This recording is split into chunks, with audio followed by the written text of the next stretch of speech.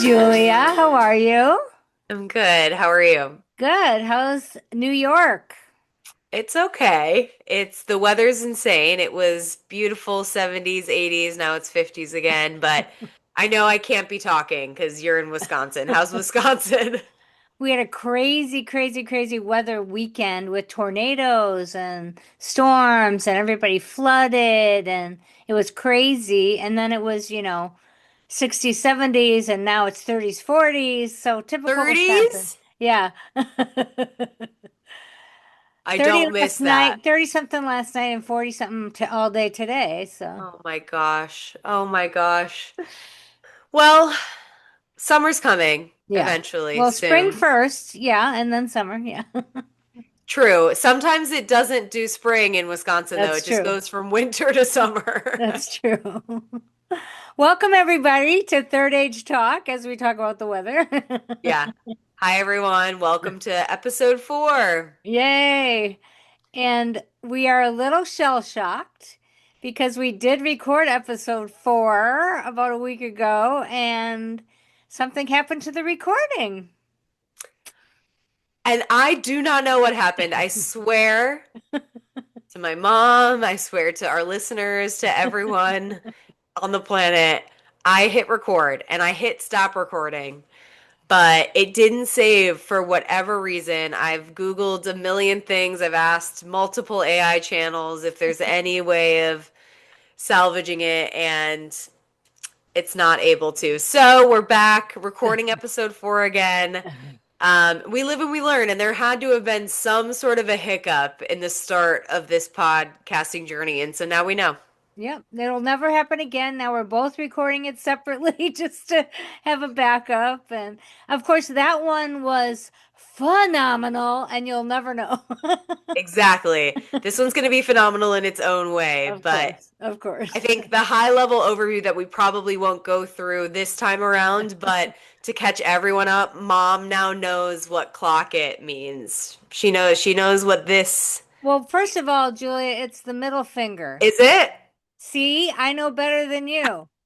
You do know better than me. I don't know that. I only know this because I manage Gen Z people and I am on TikTok. But now Because that you know what that means, that's very exciting. I said something in the recording and she went like this, and I'm like, "What's that?" And she said, "Clock it." I'm like, "What's that?" So she tried to explain it to me. And then, of course, I saw it everywhere after you Yeah. get introduced to something like that. It was on SNL last weekend. I'm like, Julia, clock it, Yes. clock She sent it to me, so she gets it. She gets it. And it. I don't get it that much either. I'm a millennial, so I'm just trying to stay young, stay hip, stay cool. So that Yeah. was the biggest thing that you missed in the episode that's lost. Other Yeah. than that, we'll cover everything else that we talked about Yes. again. And again, third age for review, in case you didn't watch 1 through 3, which you should. Third age is the age of after retirement, usually, and before you're too incapacitated to be your normal self. And after second age, which Julia is in, which is adulthood and responsibility of career and family, etc. First stage is childhood. So we thought we'd put this together, and it's been great so far.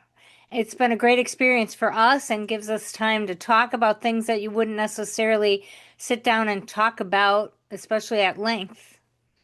It's been great. It's been helpful for our relationship. We didn't even think that that would be the case because it was already strong, going into it, but it's brought us closer.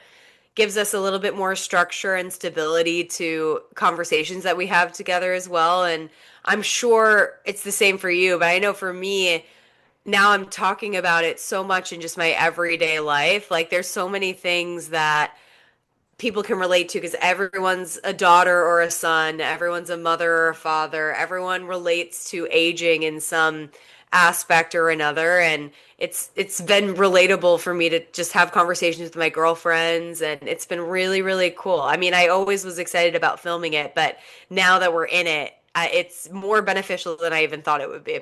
Well, I'm glad to hear it that you're not just doing your old lady a favor by being part of this that you're getting something out of it too. Getting something out of it. It might have started as a favor, but now I'm here and I'm in it. No, I'm I hooked joking. her. I hooked her. I liked the thought from the start. I don't know if that's the right I don't way to either. use it. I don't either. I don't know. I guess for the listener, if they haven't listened to the first three episodes, like what made you want to do this in the first place? I think it's something we don't talk about enough. I have friends that are the same age. I'm 69, and we don't sit down and say, how do you feel about your aging? I mean, some of our conversations certainly have to do with aches and pains of aging, but it's, in passing, oh, I have a pain in my knee, and then we talk about that, but we don't necessarily talk about all the ramifications of what it means to get older. And so I thought this would be a great outlet to do that. Definitely. And that's what I mean by the relating to it, the aging bit. There's always, every age comes with something. It's pressure, it's expectations, it's excitement, and it's really interesting to be able to look at it in two different generations, mine and yours. And it's helpful for me to talk about, but hopefully it's helpful for people to listen to it as well. Yeah, I hope so. And I also think it makes me face it because I don't feel old and I don't feel like I'm on the downswing, shall we say, or however you want to call it. But it makes me face the fact that, yes, this is real, and you want to approach your life a certain way when you know it's finite. And, Hmm. although we always know that, I'm getting to a point where you face the fact that there's not that many years left realistically. And what are you going to do about it? And how are you going to maximize it? How are you going to prolong it? Those kind of things. Yeah, I think that, and that makes sense, and I'm glad it does that. But I also think that you still have a lot left. Like, you mentally and physically don't feel your age, and that means something. I bet we can talk to people that are 20 years younger than you, and maybe they feel like they're mentally and physically at 70. Could So I be. think it's good to obviously, like, I guess in your what you're saying, come to terms with it as well. But I think also relish in the fact that you don't feel mentally or physically your age. I think that's a good sign, you know? Yeah, true. It's Um, not like you're gonna keel over tomorrow. I mean, knock on wood, I guess. Oh my God, I hate that. But, it's not like, Wait, you're can I saying come go? to term. Right. No, I don't think that we're going to use it so incorrectly now. We're never going to get Gen Z listeners because we're going to use things incorrectly. um, but coming to terms with it, but it's like you're working out and doing pickleball once a day. You're still working. Like, there is still an element, you still have so much of a life to live as well. Well, and certainly, hopefully, I guess every once in a Yeah. while, I think my parents were both in their early 80s when they died. Yep. And so when I think about turning 70, and you think about, okay, so what if I only have 10 years? Mm, And then you think about wanting to be around for grandchildren and how old are they going to be while I'm right. still around? So I get it. I'm not, depressed that I'm going to be gone soon, and I'm not really assuming I'm going to be gone soon. But I also want to be realistic. I think that That the makes sense. average age is in the 70s somewhere. I, the lifespan, average lifspan. I don't know. We'll have to look that up. I want to look that up actually. I'd Yeah. be curious about that. But Yeah. that that makes sense to what you're saying because with the way that you were just saying it just now, you were like, I need to come to terms with it. And it's like, well, not really. Average age or Lifespan life. in America, maybe, or Yeah. yeah. Yeah.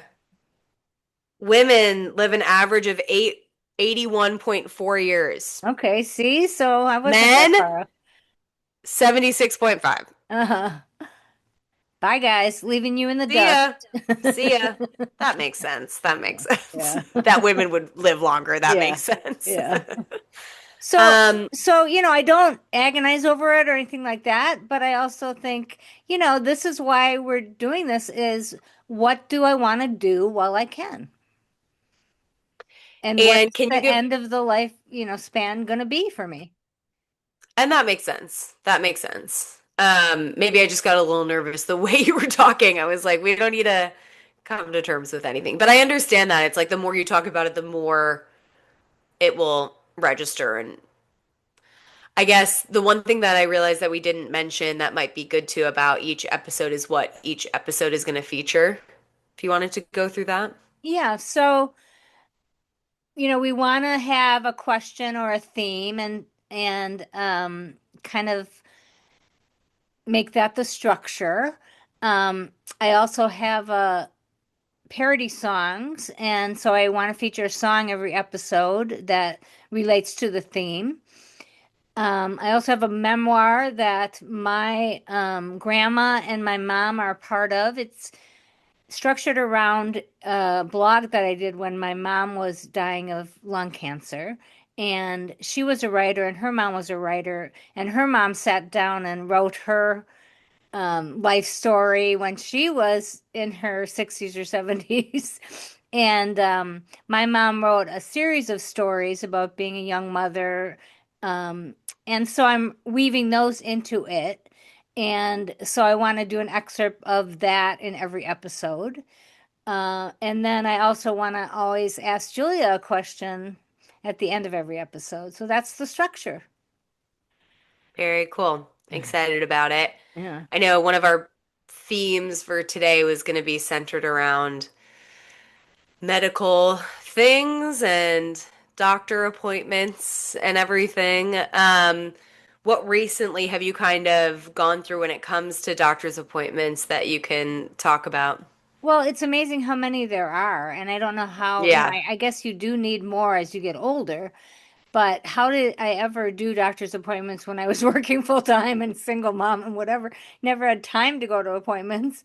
And now it seems like my calendar is full of them. I had a mammogram, I had a regular checkup, I had a root canal, I had another appointment with a cardiologist, and I had an echo. It's like all these things in the last couple of weeks, were on the calendar.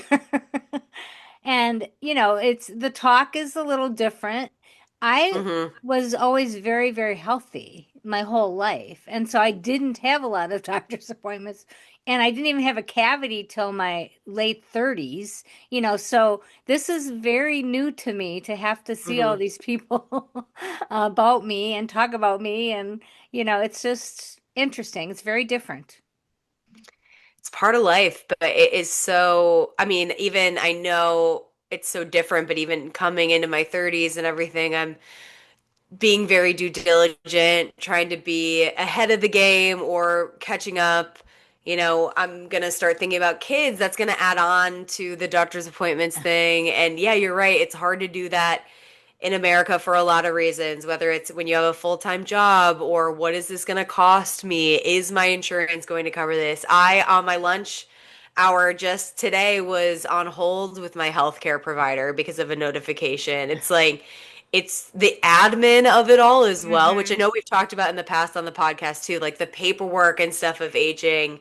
Like it kind of does, it really is not exciting for me to hear that it just gets worse because I already feel like I'm up to here with it Yeah. at 31. So it's Yeah. tough.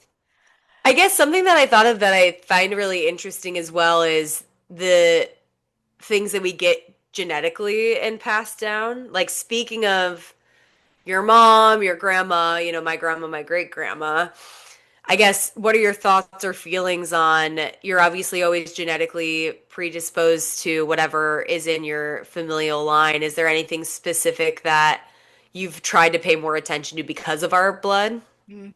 I mean, that's a good question. We have a lot of heart things, so I think that is one that I try to stay diligent on. Yeah. My dad had a lot of health problems. My mom, created hers kind of from smoking and Yeah. but I didn't inherit any bad things. That's Mhm. why I feel like I was so spoiled, is that genetically I got, the jackpot in that I really didn't get the things that even some of my siblings have inherited and I haven't. So I don't know Mhm. why, but I'm very fortunate that I've been healthy. It's just an interesting thing, right? Of people that you've never met have passed down either good or bad Yeah. genes. And it's something that is really interesting to me, but also scary because my husband's mom is adopted. And so there's certain things we're not going to know that our kids will be, passed down. And that's to no one's fault. Adopting is beautiful and amazing. But it does create that fear of what is that going to look like down the And, line. I say I was always healthy.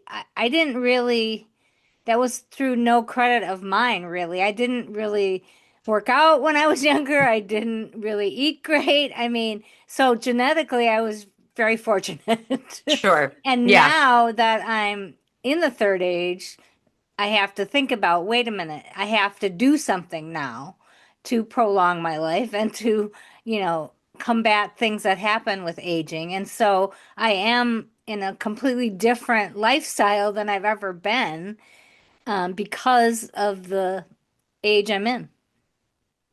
And good for you. And if you want to know more about that, check out episode 3, where we talk a lot about being active in pickleball and how amazing that's been for your health, for sure.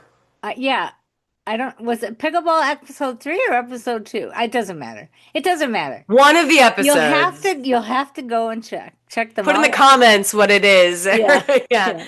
yeah. We do have to make one correction from episode three. Speaking of that, we talked a lot about my aunt and uncle, from California that I Mhm. went to visit, and I had said that they were celebrating their 70th wedding anniversary, and my cousin corrected me. It was their 75th this past year. So it was even more incredible than what I thought. So kudos to them for being married for 75 years. So Totally. far, so So far. far and ongoing and Yes. ongoing. I know. I think it's cool to think about the fact that they watched our podcast as well. I guess what were your feelings and thoughts when we ended up getting a video of them watching the podcast on a big screen, which is so cool to see. Like, how did that make you feel? The fact that your aunt and uncle, my great aunt and uncle, spent the time to listen to that episode. Oh, I thought it was fantastic. Because we talked about them so much in that one, I really wanted to get them to see it, and so it definitely brought tears to my eyes to see that they did. Yeah, And we wanted to honor them. I wanted them exactly. to feel proud and happy of the way that we were talking about them and their family and our family. And, they should be celebrated for the way that they've created such an amazing environment for any and all, always open arm and welcome. Yeah. And I would never expect them to sit down and watch this, but it was really cool that we got, evidence that they did. It was really heartwarming for sure to know that they have had such an impact. Yeah, I mean, you tell them you love them, you say thank you, but when do you sit down and say, "This is everything you've meant to me over the years, and this is what I felt when I visited you." So yeah, I'm glad they heard it. Me too. Me too. It's exciting. Yeah. Do you want to go through the song? Do you want to ask more questions? Um, I think this is a good time for the song since it has to do with medicine and doctor's appointments. So this song is "My Old Body Is No Wonderland." As you probably guessed, it's to John Mayer's "Your Body is a Wonderland," and this is the song.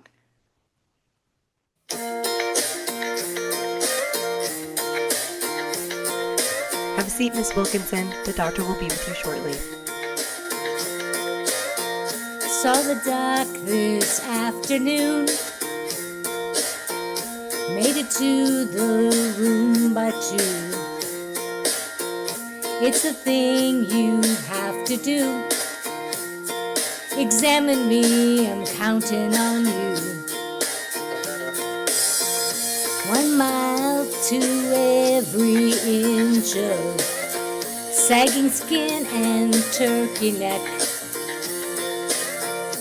Check out my eyes, my ears, under my tongue. Not the same as when I was young. Creaking joints and hard to hear. Listen, all my pains, I can't take them. This is bound to be a while. 'Cause my body is no wonderland. I can't help but wonder where it all stands.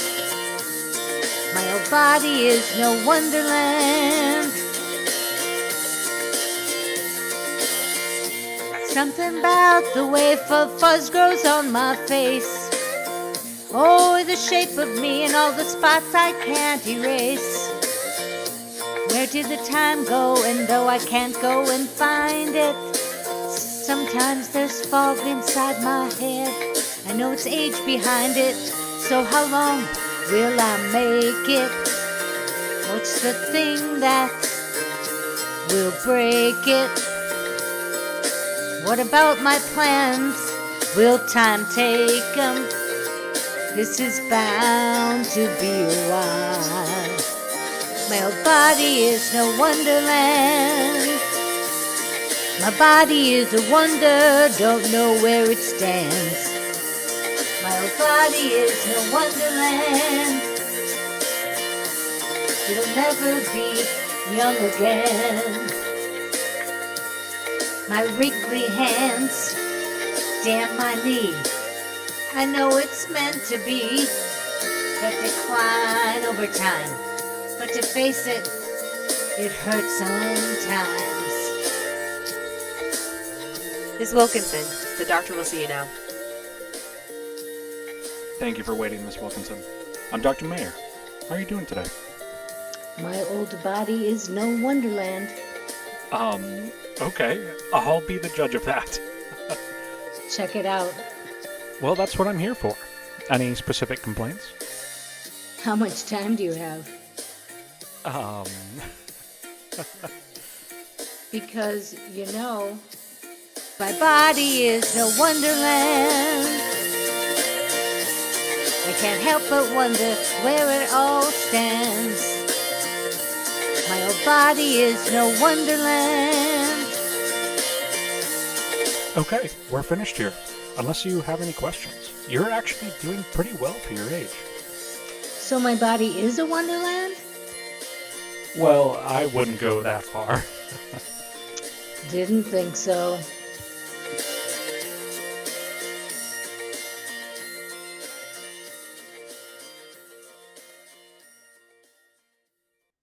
How did you find putting that together, that song?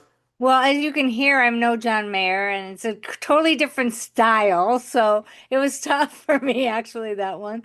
But I loved it. I had a blast. And it was great to feature both you and your husband, Adam. Adam was Yeah. the doctor, Julia was the receptionist. And it was great to use their acting talents, giving them cameos. I did play into the stereotype of Adam being the doctor as a male.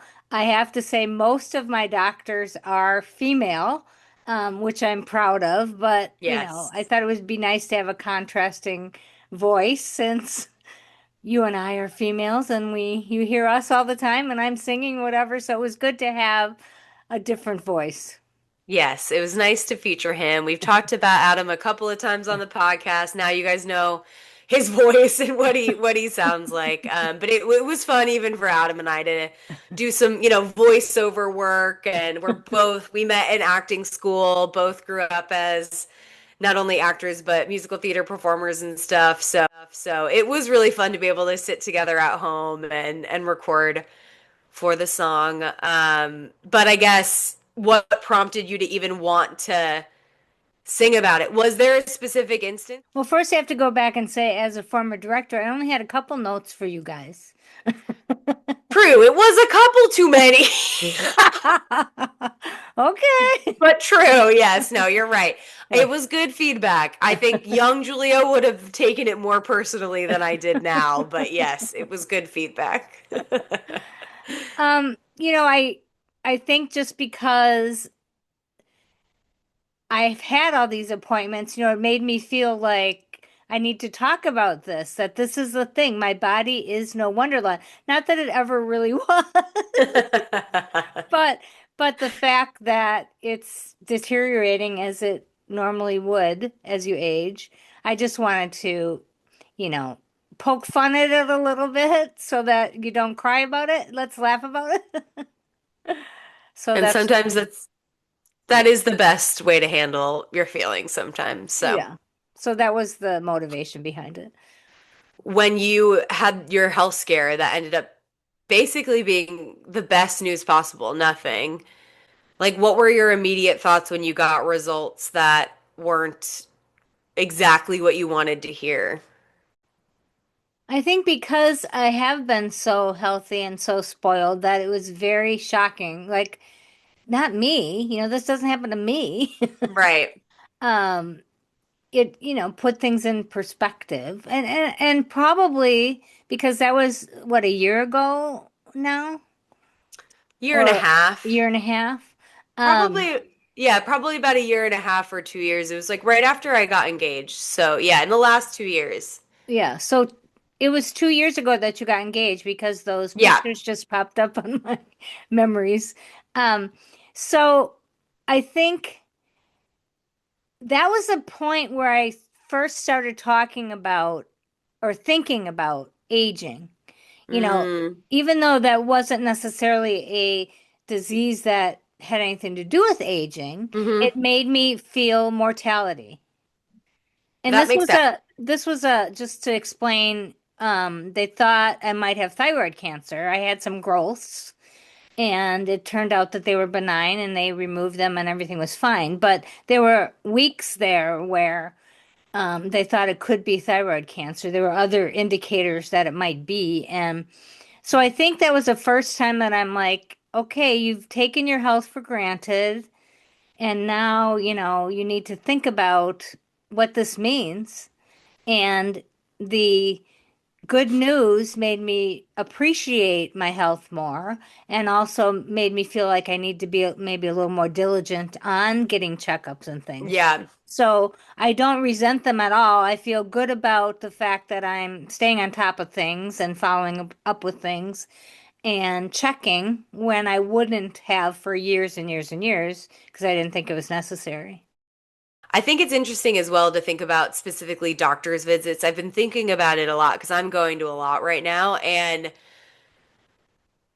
there's a balance between checking up and being due diligent and also being overly cautious and Mm, anxious. And I think that I need to sometimes toe that line, and I think that people my generation might be able to also relate to that. There's everything at your fingertips and online. You scroll on TikTok and someone has, colon cancer, and they're saying these were the signs, and it could be a tummy ache, and then you're like, oh no, the first time I have a tummy ache, I'm like, I have colon cancer. right, right. We have so much at our fingertips now, but that doesn't mean that when you have one symptom, you need to go to Google to diagnose and figure it out. But I Dr. Google can be dangerous, yes. not good for human reasons or pet reasons. Never Google a pet symptom because it's gonna tell you that your cat or dog or whatever is dying. But I very much relate to feeling on top of it and Mm, wanting to just be as diligent as possible. I think it's a tough line sometimes, but sure. yeah. Well, and the other thing it brings up that I'm very fortunate that, you know, I'm independent and strong and healthy and there's people in my life that, you know, have more issues than I have and Hmm. really need some help that I don't need. And it's very hard to find the help. Yeah. It's very hard to navigate. You know, somebody applying for Medicaid, somebody looking for some outside resources, whether it's a little help around the house, transportation, physical therapy, you know, grocery shopping, whatever it is. And it's very hard to find the resources for them to navigate this. I feel like there's a big void in Hmm. people who are aging. Where do you get what you need and from whom, and how do you make it as, cheap or affordable or insured as possible? So that's been an interesting and discouraging thing to find, that there's no experts really. I feel like this should be a business or something where, Yeah. an aging advisor that would say, okay, what are you experiencing? I'm going to send you to XYZ, or I'm going to call for you or whatever, and put those things in place and help you with the paperwork and help you with the phone calls and help you with the appointments and figure out what's out there for these people as they get more and more dependent. I think as well, it's so great because you have your wits about you, you have your mental capacity and your physical capacity still. But what's so scary is that it's confusing for anyone. And if someone's, mental capacity is going and they're trying to get everything sorted and they don't have anyone to help them as well, who do they turn to? I mean, Right. if they don't have anyone, it's really sad and frustrating to think of. Well, and there Um, are resources, if you Google that, you'll get Aging and Disability Resource Center, you'll get Jewish Family Services, Catholic Family Service. There's things that mhm. pop up, but it's hard to, then you call and they're like, well, what do you need? Whatever. And it's like, well, I would like to come in with my friend who needs help and see if we can help her get resources. Well, we don't really take appointments and just have her call. And you're like, well, she's not really going to call. And, I would like to help her, so it's really tough to navigate the resources that are out there. I'm sure they Yeah. do really good things. I'm sure they help a lot of people. I also think they're probably overwhelmed. Yeah. I said to one, can we come in? They said, well, yeah, but we don't take appointments. So if you want to come in and wait and see when somebody's available, well, if you bring somebody who's a little bit incapacitated or not healthy or whatever, to sit there and wait for who knows how long for to talk to somebody, it's not necessarily realistic. It's So not I good. feel like there needs to be experts and a clearinghouse and something where people can go and say help. Absolutely. 100%.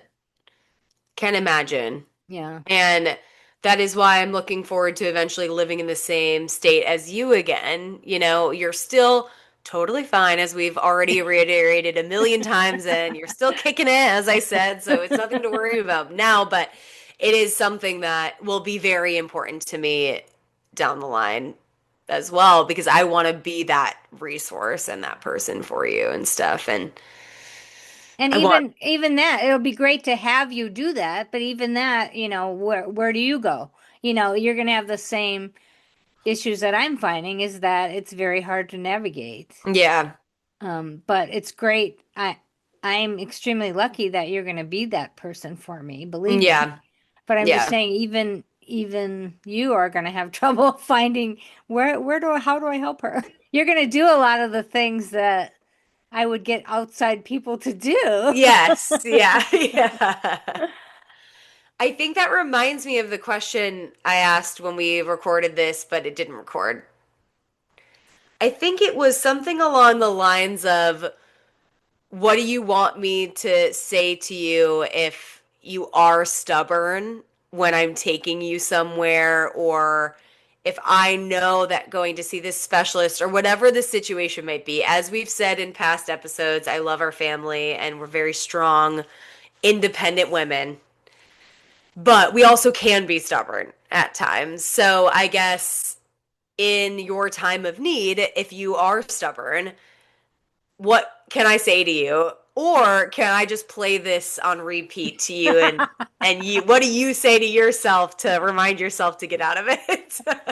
Well, I mean, it reminds me of when Grandma Lou was getting in little minor accidents, and when my parents and aunts and uncles came together and said it's time to take her keys away, her car keys away. Yeah. And And she was, Grandma Lou is your grandma, my great yes, grandma. Yeah. yeah.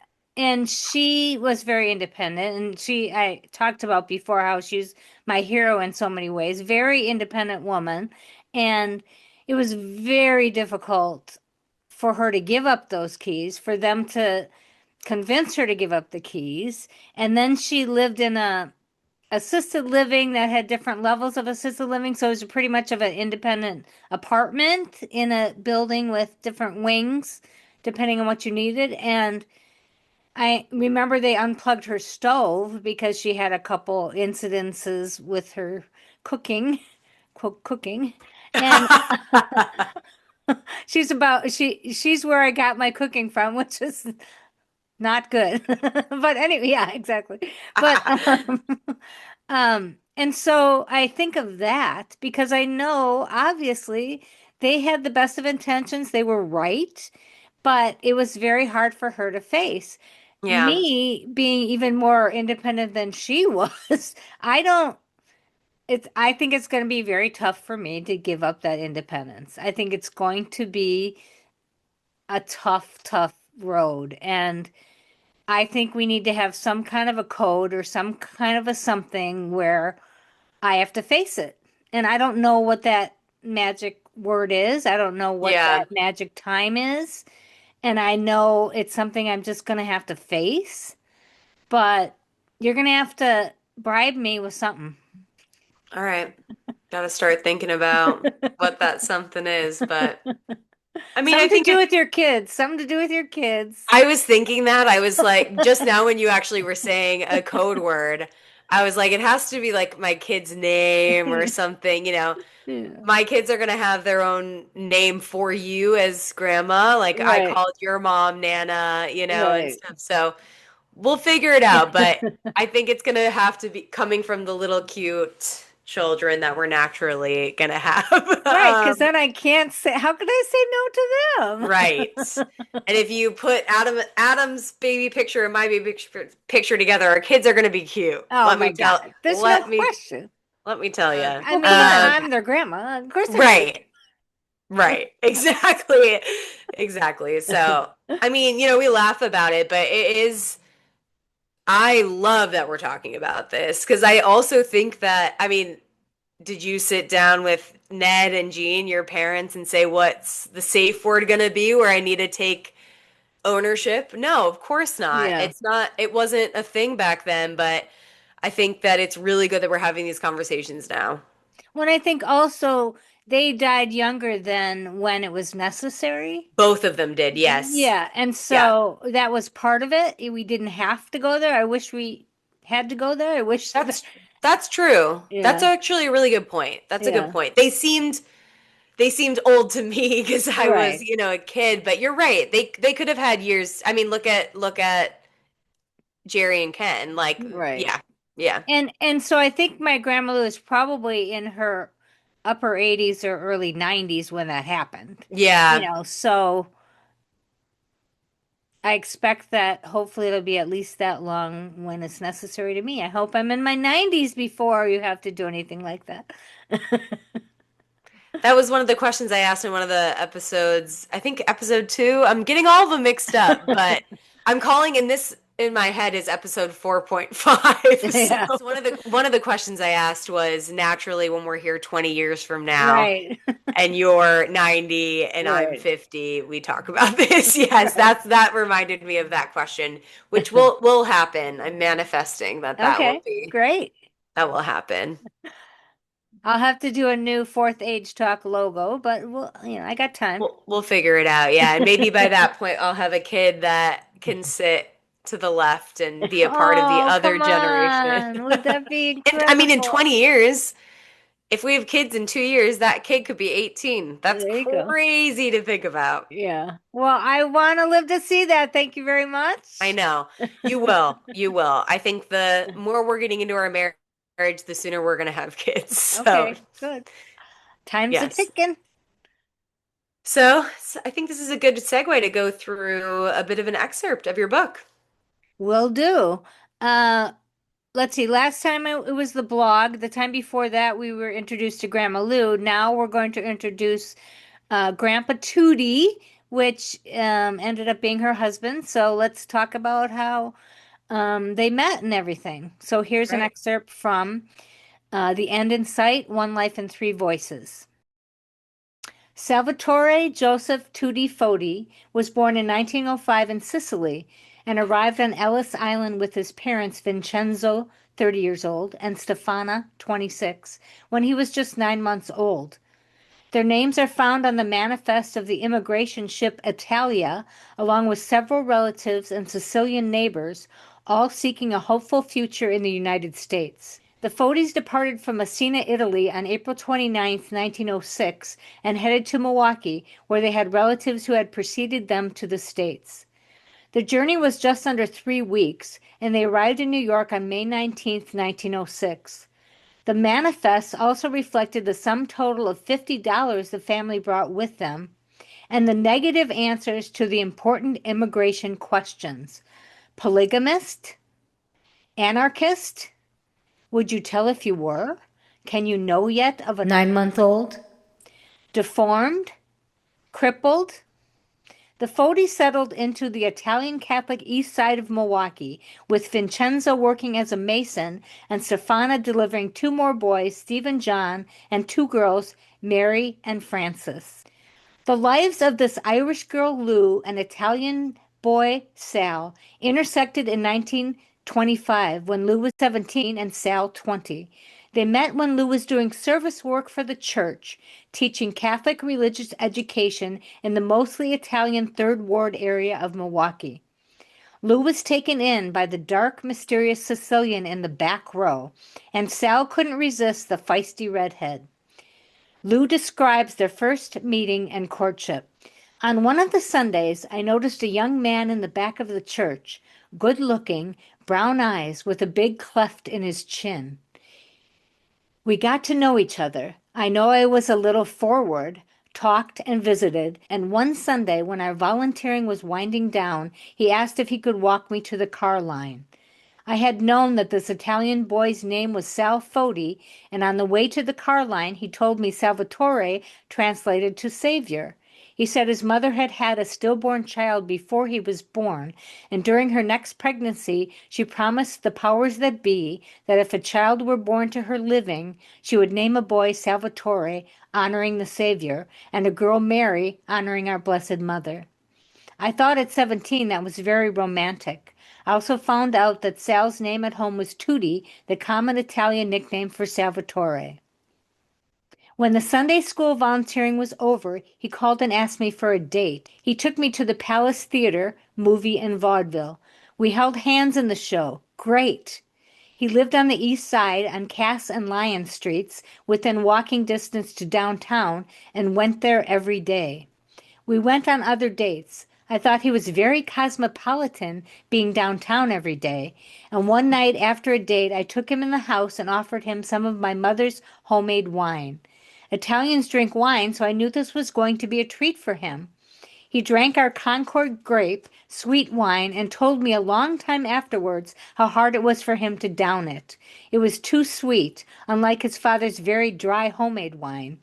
He told me years later that when he or his brothers or sisters would awaken during the night crying, thirsty, or needing to go to the bathroom, there was always a glass of homemade, sugar-free wine on the windowsill in their parents' room.